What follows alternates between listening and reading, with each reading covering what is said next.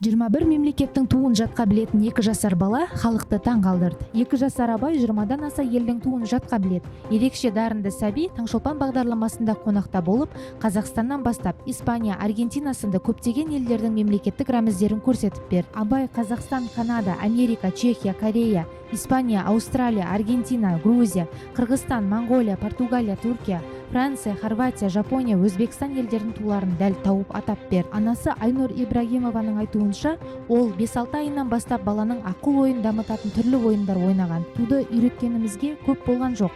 1 айдың ішінде үйреніп алды. Күніне 2-3 тудан үйретіп, қазір 20-дан аса елдің туын білеміз. 5-6 айынан бастап кітаптар, карточкалар көрсетіп, тілін ерте шығаруға барынша атсалыстық. Бірге толмай сөйлеп кетті, дейді Айнұр Ибрагимова.